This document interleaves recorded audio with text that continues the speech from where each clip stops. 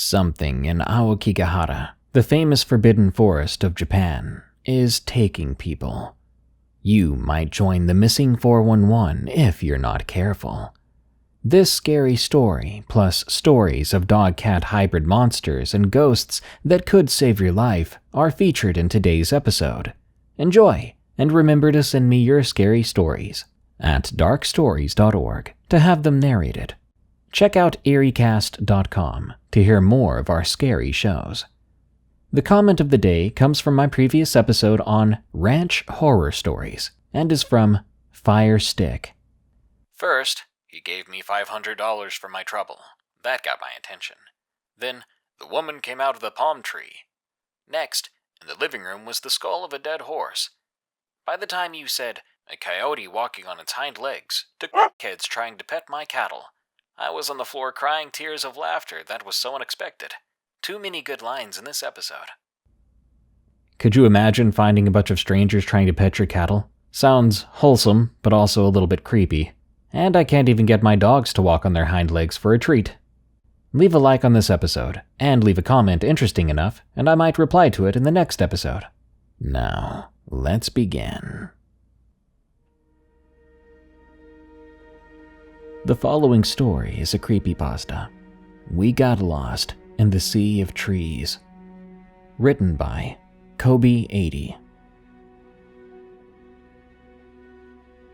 It was at the start of October when my friends and I decided to visit the island of Honshu for my friend Blake's 17th birthday.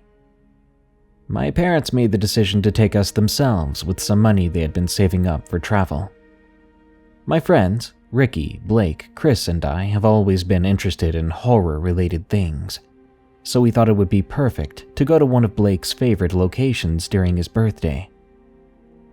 We planned on staying for a week to explore the island's tourist spots, but we were mainly there for the Aokigahara, well known as Japan's Sea of Trees, a famous forest near Mount Fuji, renowned for the fact that people go there to end their lives.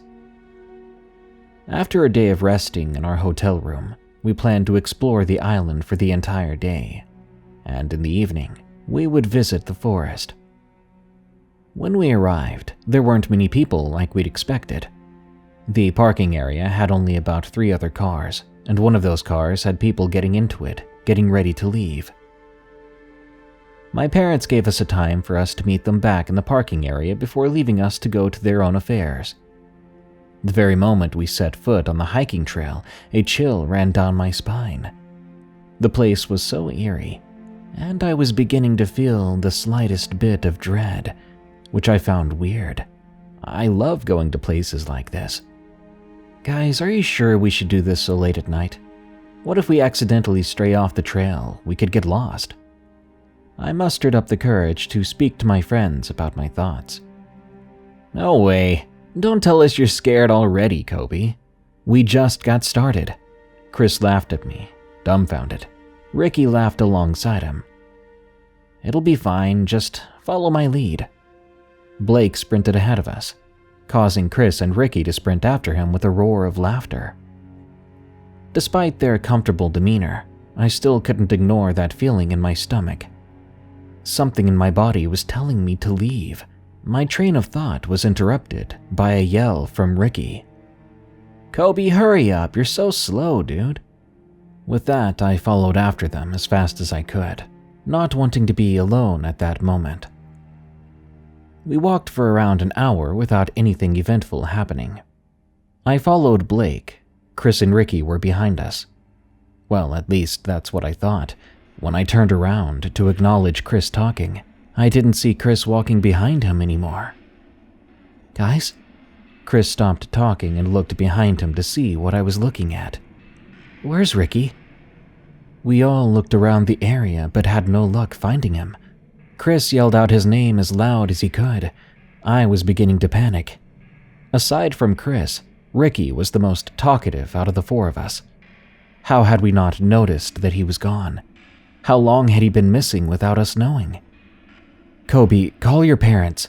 I'll contact the police. Blake reached for his phone, but realized only then it was dead. I grabbed my own and noticed we had no service. "Ricky," we heard Chris quietly whisper. He was staring off into the distance like he could see someone walking near us. Blake and I stood next to him to have a better look at the direction he was staring, but no one was there. "Ricky, wait!"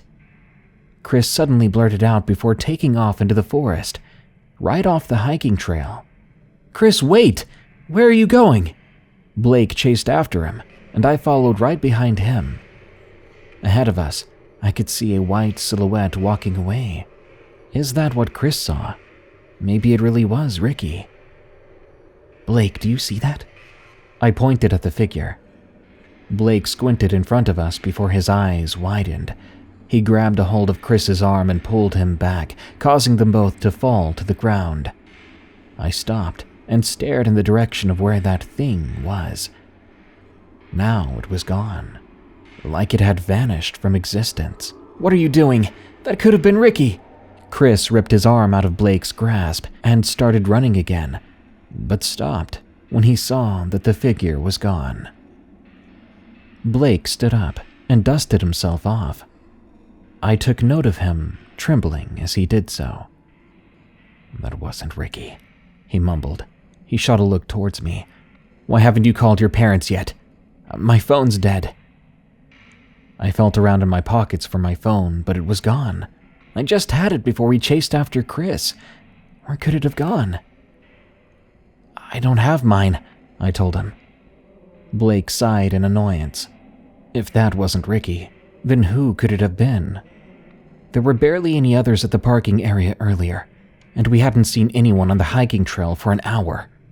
Chris began to rant, a habit he had when he began to get anxious. Our conversation came to an abrupt stop when we heard a blood-curdling scream surround us. It came from all directions, though it was only one scream, and it almost didn't even sound human. What on earth was that? Chris's voice could be heard beside me. I looked towards him. He had his phone in his hand, but he too had no signal. "We need to get back to the hiking trail. We can't afford to get lost," I pointed out. Right as I turned to start walking in the opposite direction, I felt something grab my arm. I turned, expecting either Blake or Chris, but instead I was met with nothing. No one was there, but even then I could still feel someone tightly gripping my arm. I struggled to get free, and I felt it let go of me. I fell onto the leaves with a loud thump. "What the heck are you doing, Kobe?" Chris held out his hand to me to help me up. When I got up, I heard Blake let out a gasp. "What happened to your arm?" I looked down at my arm, only to see blood dripping down from scratches on my skin. I put my hand over it and winced. Did that thing do this to me? "Something grabbed me," I explained. Chris shivered, seemingly beginning to get the chills. Both of us jumped when we heard Blake scream. When we turned over to see what was wrong, he was being dragged away by the ankle. Although there was nothing there that could have grabbed him, he was moving at an inhuman speed. We took off after him in hopes of saving him. His screaming stopped when he suddenly hit his head on a rock. He was dropped to the ground, and we heard footsteps running further away. We ran towards where he was lying. "Oh God, Blake, are you okay? What was that?" Chris panicked beside me.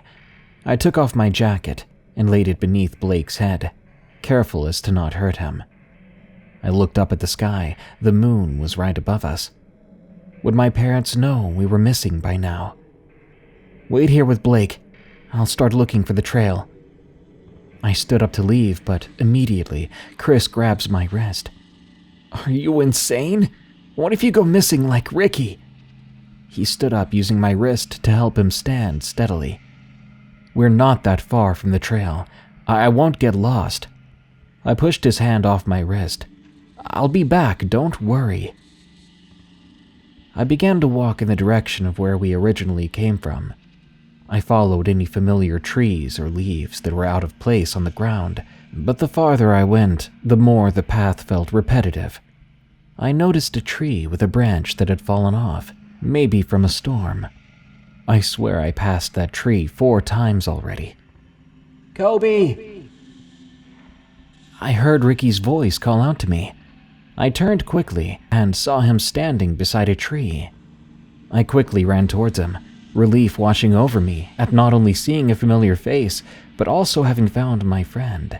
"Ricky, where have you been? We were worried sick about you." I grabbed his shoulders and shook him. He was pale, and his face was drained of all emotion. He stared at me as I checked him for any injuries. Ricky, do you hear me? Ricky." He blinked twice before finally responding. I got lost. Something was off. He was holding something back, but I ignored it and moved on. "Okay, let's go back to Chris and Blake for now. I was trying to find the trail, but I cut myself off, realizing that trying to explain that I saw the same tree several times and nearly got myself lost wouldn't make much sense. We began to walk back to where our friends were. Something was off.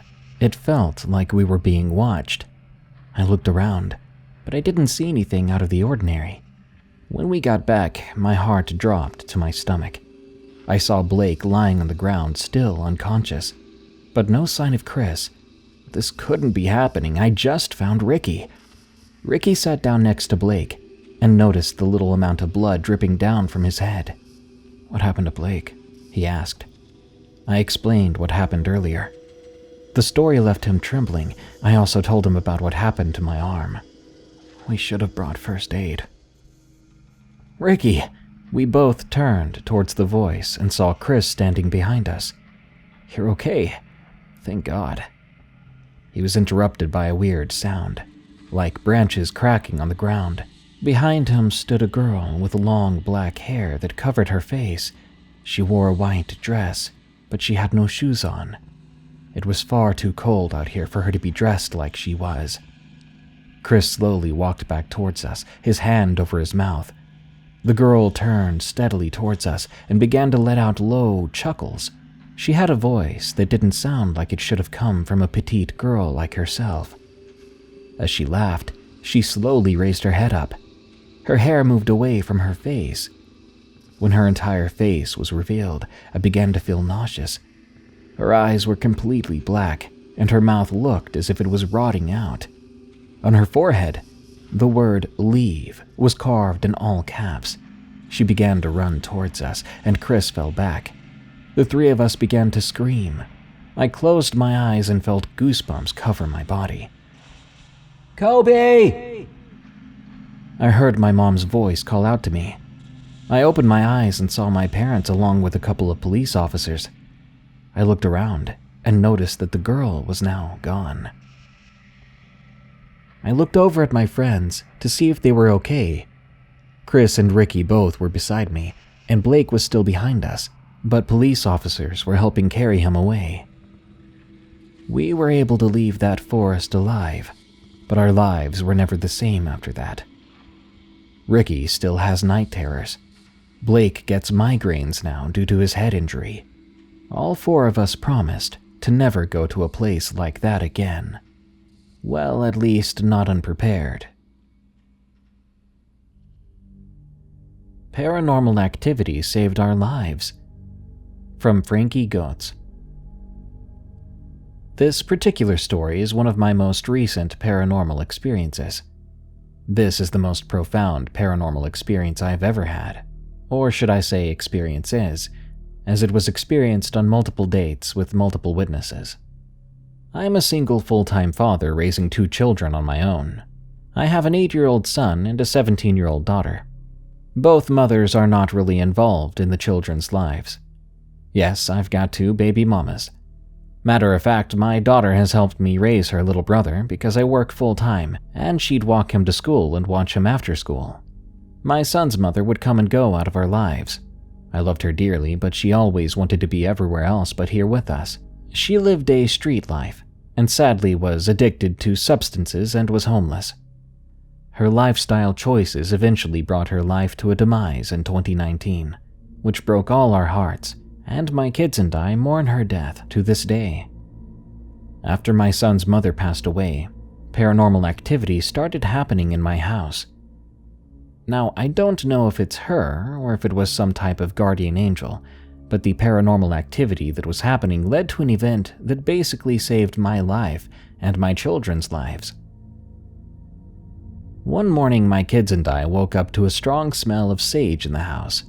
The smell was very strong, as if my house had been smudged, but I never smudge my house. My son's mother was Native American, and her mother and aunt both know how to do smudge cleanses. In Native American culture, they believe the smoke from burned sage can cleanse people's bodies and people's dwellings of negative energies.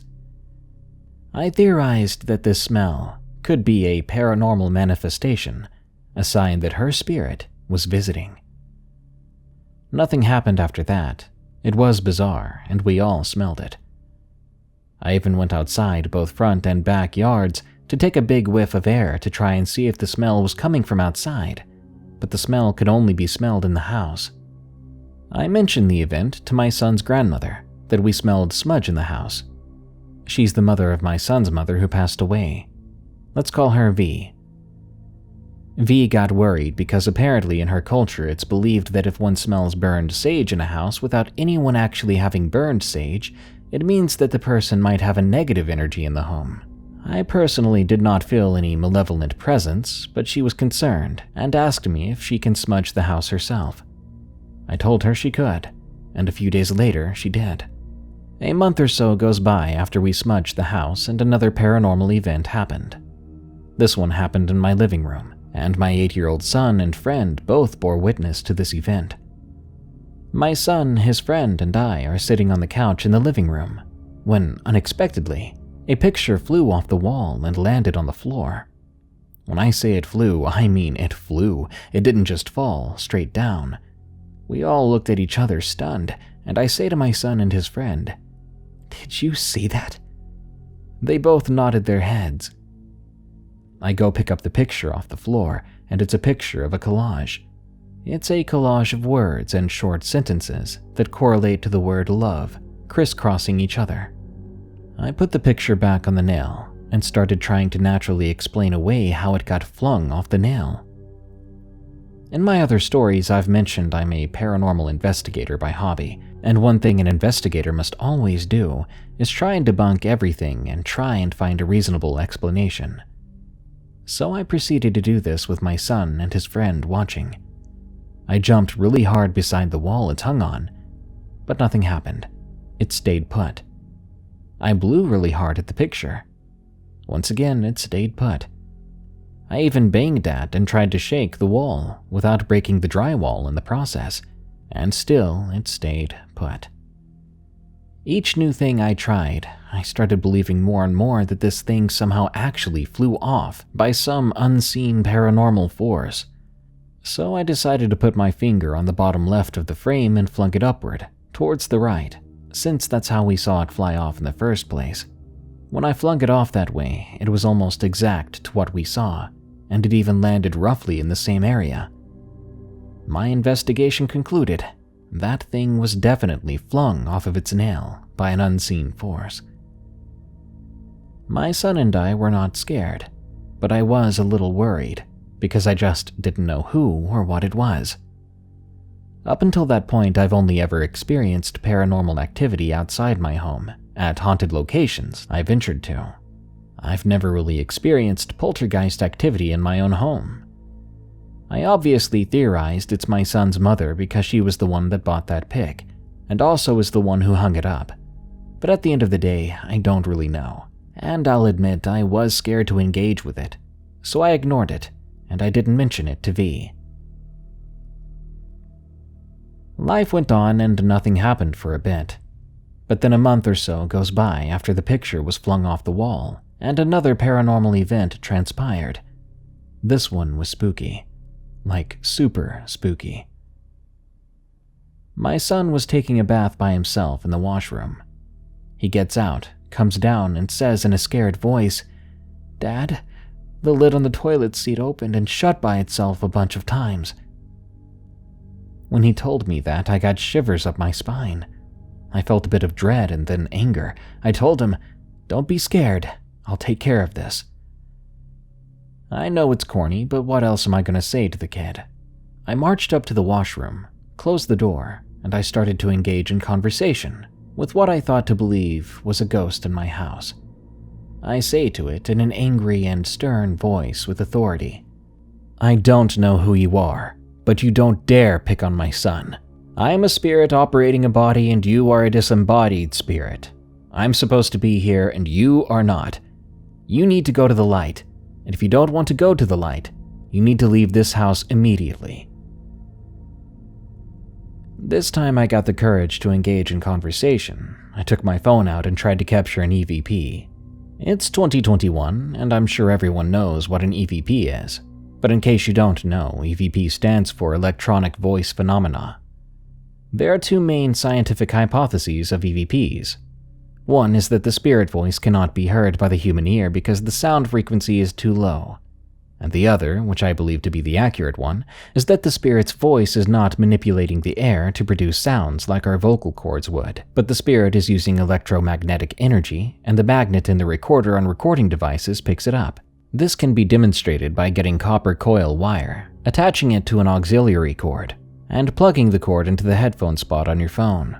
When you push play, your ears can't hear the electromagnetic signal being broadcast out of the copper coil. But if one puts an audio recorder beside the copper coil, the magnet in the recorder will pick it up, and you can hear what is being played. It's pretty cool, and for the record, I've captured EVPs in the past, and once you catch one for yourself, your perception of reality changes. So I opened up the audio recorder on my phone and began to record. I asked with a more calm voice, "Who are you?" I stayed quiet so that when I replayed it, maybe there would be a voice there talking back to me.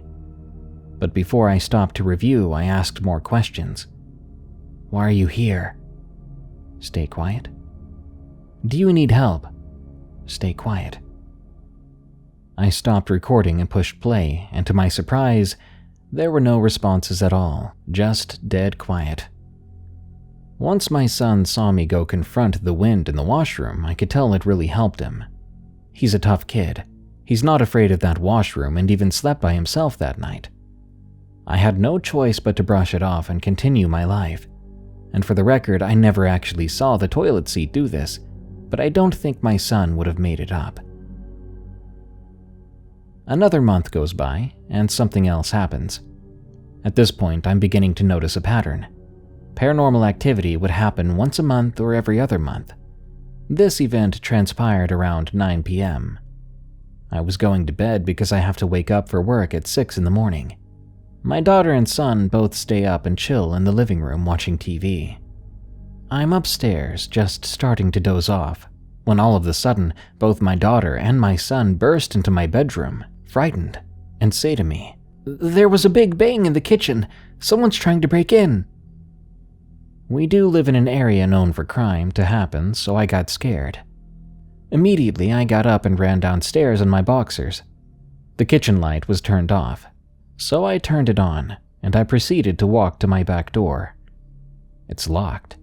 No one's outside. I looked around the kitchen, and I noticed on my stove lay a big cup that I would keep tea bags inside, and on the front of the cup you can see the word tea. This big ceramic cup, or mug I should say, was not on the stove before I went to bed. It was placed on top of this mini oven that is placed on the counter directly to the right of the stove.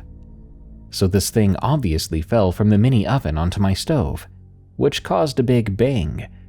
But how? Now that I determined we're not in any danger from criminals, my paranormal investigative brain kicks into gear. I tell my daughter and son to go sit on the couch in the living room. I put the big cup or mug back on the mini oven and I stare at it. I slowly push it off the mini oven and let it fall onto the stove. It was loud, as the big ceramic cup hits the metal on the stove. I call out to the kids, "Is that the noise you heard?" They both respond loudly, "Yes." So I tell them to come into the kitchen, and I explain. That noise you heard was this cup falling onto the stove. We all look at each other confused. We all know what the other is thinking. Is it a ghost? but we're not scared. I felt like a proud father at the moment because I got some tough kids. I say, "How do you think this fell? It doesn't make sense." My daughter suggested, "Try blowing on it." I laugh and say, "There's no way in heck me blowing on it's going to move that." I blow on it and obviously it does nothing, and we laugh together. I straight up tell both of them and show them. The only way for this to fall off from here, something would have to push it like this. Once again, I slowly pushed it off, and it makes that loud bang again. It even landed roughly in the same place as I found it. All three of us come to the conclusion that it was pushed by an unseen force. Once again, I'm worried because I don't know the intentions of this spirit. Why is this spirit doing poltergeist activity in my home? I wondered. I then went back to bed and so did the kids, and nothing happened for the rest of the night, nor did anything happen in the upcoming days and weeks. The following morning after the cup fell onto the stove, I shared my experience on Facebook. Some people said I have a demon, but I swear we felt no malevolent presence. Like, honestly, we weren't even scared. Another person suggested that I might have mice and a mouse knocked it over. I said to myself, dang, that actually sounds like the most reasonable explanation to explain away how that fell. So after work, when I got home, I proceeded to do some mice hunting. I looked everywhere, under the stove, under the fridge, in all the cupboards and all the counters, and found nothing. Not one drop of mouse poo. It wasn't mice. So what is it? I say to myself, it's gotta be a ghost. To this day, I've never seen any mice in my house. Once again, another month or so goes by and something else happened. This time, I was the only one who experienced this. It happened late at night, when I got up to go to the bathroom. I was half asleep. Before I tell you what happened, I have to explain the layout of the washroom. My washroom is small. As soon as you open the door, on the left is a small sink with a mirror. To the right of the sink is a wall that holds the pipes to my bathtub and shower head. And to the right of the wall is the bathtub and shower head. Beside the bathtub is the toilet. If you sit on it, you can touch the bathtub. I go into my washroom, do my business, and as I'm walking out, I hear 3 fast consecutive knocks on the wall beside the sink, and then I hear something drop. You know when you drop that candy, Smarties on the ground, like on tiles, hardwood floor, or laminate flooring, and it bounces a bunch? That's what it sounded like. I have tiles in my washroom. After I hear this, I walk out of the washroom and towards my room because I'm tired. But I replay the 3 knocks and the weird noise in my head, and I say to myself, okay, you can't just brush this off. You gotta go back in there and see what it was. I go back in the washroom and honestly felt a presence for sure. I definitely didn't feel alone. I started by looking on the ground and I saw an Advil pill on the floor. I'll be 100% honest with you, I didn't have Advil in my house at all, so this freaked me out. I explained the pill away, thinking it could have fell out of a purse of one of the many girls I hung out with back then. Either way, I'm freaked out. Not just trying to understand how it got there, but even if I can't explain it away, it's scary. Because what if my son had seen it and swallowed it? I then picked it up and dropped it on the tile floor. I freaked myself right out. That was the exact noise I'd heard, but it wasn't the same pattern of bouncing. I started dropping it from different elevations until I repeated and synchronized the sound of me dropping it with the sound in my head that I remembered. I found out roughly what height that pill would have needed to be dropped from to make that sound. I did consider the fact that because I was tired, I could have accidentally kicked the pill, or it could have gotten stuck to my foot and dropped as I was walking and not noticed. But I repeated the events in my head many times, replaying it. I had finished doing my business, I had turned around, I walked towards the door, I heard 3 knocks and the sound of the pill dropping. I had no socks on. I would assume I'd feel the pill if my bare foot touched it, and if I kicked it. Or it would have gotten stuck to my foot and fallen off, and if that was the case, it would have been flung and not just dropped. Also, the height of it being dropped was a bit higher than the strut of my foot. I distinctly remember hearing the 3 knocks before I even heard the pill drop, but it dropped as soon as the 3rd knock finished. Nothing right now made sense to me, and I was spooked, but not panicked. Spooked, but not scared, if that makes sense.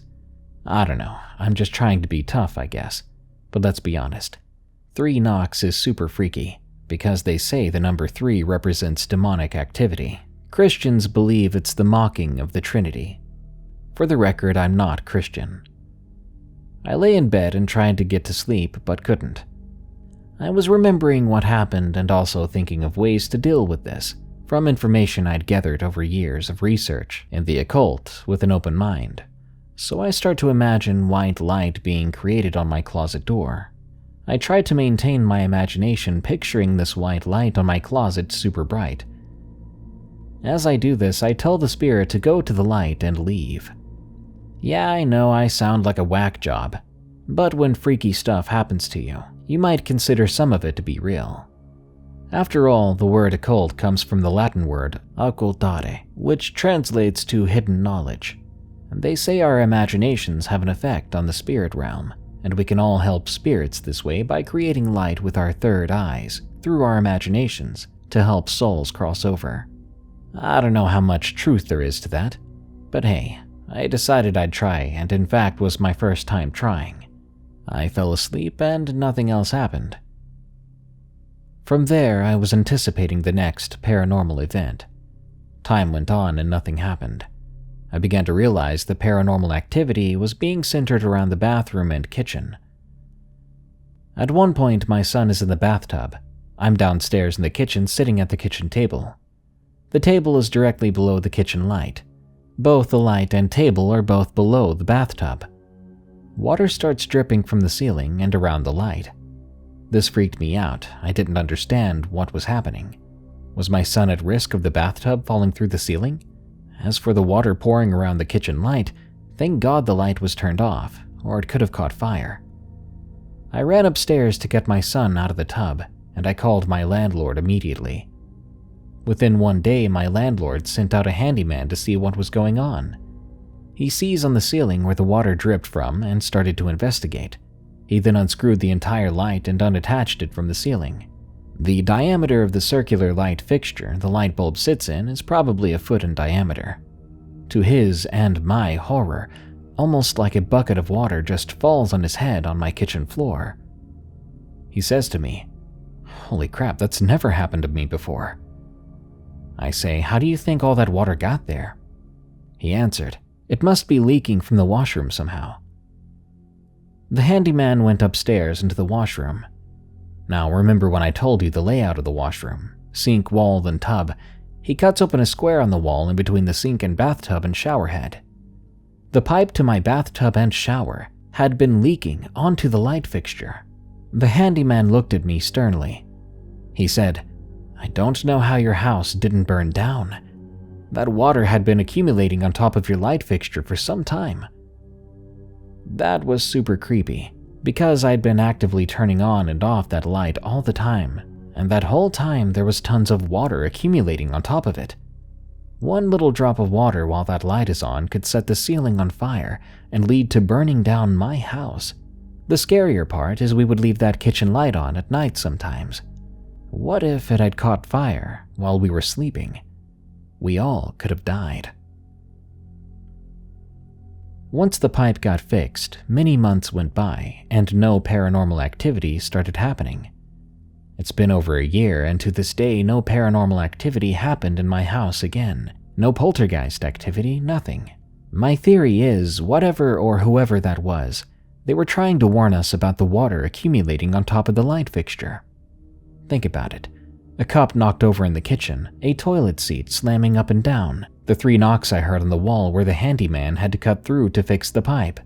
I don't know if it was my son's mother or some type of guardian angel, but these paranormal events I just shared with you, they're the most profound experiences I had in my life. What would you do if you went through what we went through, and what do you think of my theory?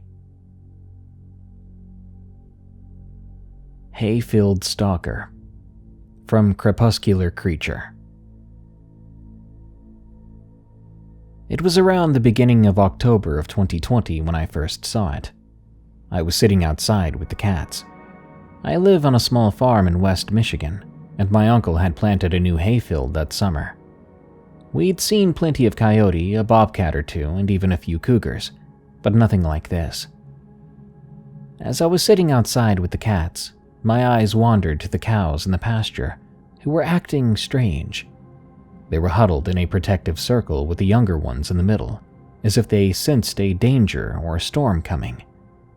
I was about to go in the house and tell my grandma, but that's when I saw it. This creature was stalking across the new hayfield. Its body and stride reminded me of a coyote, but it had an oddly long tail and small big cat-like ears. I was confused by the build of it, but what confused me more was the coloration. This creature was pure black. I instantly thought it was melanistic, which is basically the opposite of albinism. The animal stalked to one end of the hayfield before turning and walking back to the other, disappearing in the tall grass before reappearing a short time later and doing the same thing over and over again. It just continued to pace as I watched it, adding to the confusion of it all. Now I did find an odd paw print in the driveway, which leads to the new hayfield near the beginning of spring. It looked like a cougar paw print, but the shape was off and the claws were visible and looked similar to a canine's.